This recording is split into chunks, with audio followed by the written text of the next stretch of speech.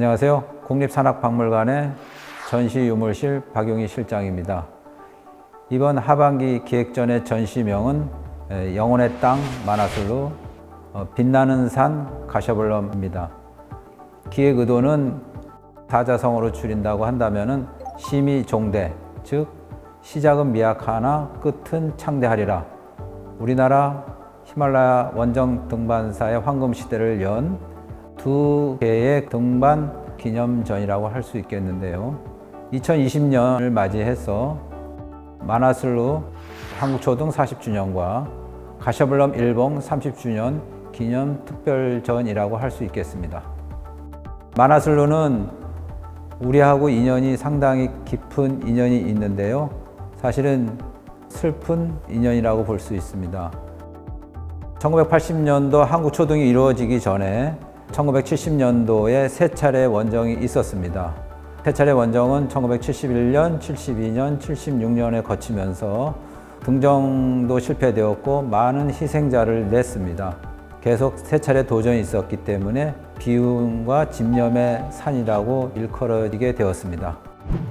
굉장히 좀 부정적인 면이 많았었죠. 왜냐하면 이제 71년도, 72년도, 76년도 이제 세 차례에 걸쳐서 이제 그 김정섭 시대가 만화술로 등반을 했는데 71년도에 이제 대원 1명하고 그다음에 72년도에는 대원 5명하고 셀파 10명하고 해서 대형 참사가 일어났던 산이 돼서 일부 주변에서는 그 위험하니까 다른 데 선택하는 게 어떻겠느냐. 그래서 이제 그때 이인정 대장님께서는 야 그러면은 그렇게 한국 사람들이 가서 희생을 많이 당했는데 우리라도 가서 성공을 해서 그 사람들 영원히나마 이제 위로를 좀 해주는 게 좋지 않겠느냐. 1980년 그 동국산악회의 만화술로 원정은 사실은 대상지 선택서부터가 상당히 큰 도전이었다고 생각이 됩니다.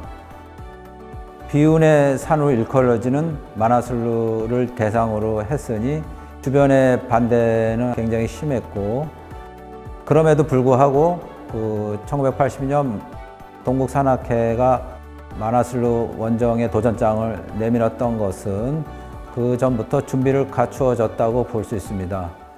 오랜 기간 동안 같이 산을 다니면서 서로를 알기 때문에 서로 믿고 의지하고 그래서 충분히 뭐 다른 거는 극복할 수 있지 않겠느냐 이제 그런 마음으로 이제 등반을 했죠. 네.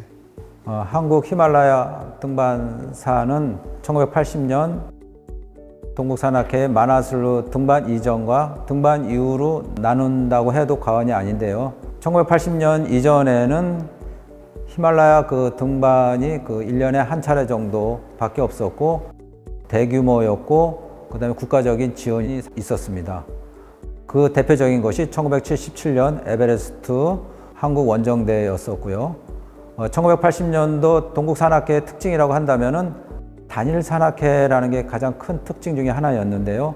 이것은 1980년 이후에 우리나라 히말라야 원정을 떠나는 등반대들한테 상당한 선도적 역할을 했다고 볼 수 있습니다.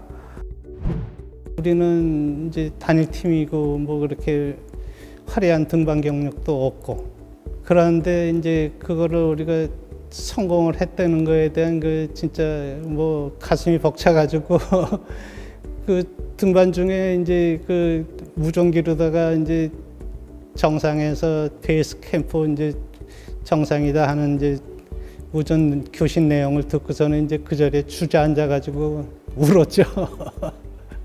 만화술로의 그 등정 소식은 국민들한테 큰 기쁨과 희망을 줬다고 볼 수 있습니다.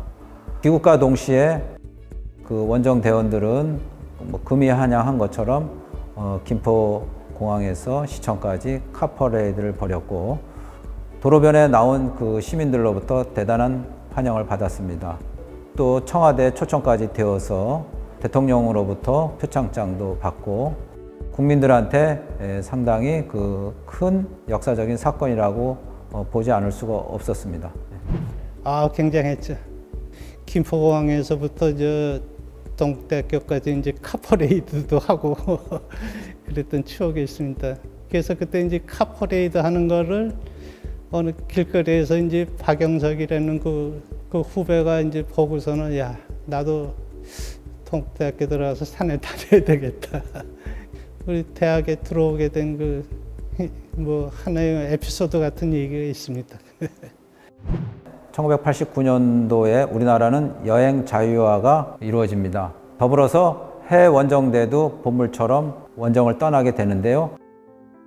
평균적으로 한 20여 개 팀이 해외 원정을 나가는 와중에 가셔블럼 일본 원정을 떠나게 됩니다.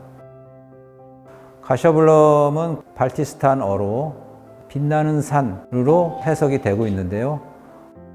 석양 노을에 봉우리가 비춰져서 황금색으로 빛난다고 해서 많이 알려져 있습니다. 또한 가셔블럼 여러 연봉들에 의해서 가려져 있기 때문에 가려져 있는 산 해가지고 히든 피크로도 많이 알려져 있었습니다. 원정대 이름은 빛나는 원정대라고 명명되기도 했는데요. 대전 지방을 중심으로 한 구조대 대원들이었고 동국대 산악회처럼 단일팀으로서 팀워크가 갖춰져 있고 구조대 활동을 했기 때문에 누구보다도 등반 능력이 있었고 또한 윤건중 원정대장이 그 전에 카라콜럼 히말라야 지역의 정찰 등반이나 이런 걸 통해서 어느 정도 정보를 갖고 있었던 경험 있는 등반 대장이 이끄는 원정대였다고 볼 수 있는데요. 1990년도 빛나는 원정대의 등반 의의는 세미 알파인 등반 방식으로 8,000m급 등정을 이뤄냈다는 것입니다. 더불어서 그 세미 알파인 등반 방식은 그 이후에 있을 등반대들한테 또 선도적인 역할을 주었다고 볼 수 있습니다. 이번에 전시 준비를 하면서 미공개 자료들이 준비가 되어 있는데 그 중에 하나가 대한뉴스가 아닌가 싶습니다. 오셔서 그 관람해 보시고 옛날의 역사적인 사건들이 어떻게 비춰지고 있는지 관람을 해 보시기 바랍니다. 전시의 마지막 부분은 관람하시는 분들이 참여할 수 있는 공간인데요. 관람하신 소감이나 그동안의 마음의 다짐을 새겨보는 시간일 텐데요. 준비된 엽서를 작성하셔서 뒤에다가 굴에다 걸어주시면 고맙겠습니다.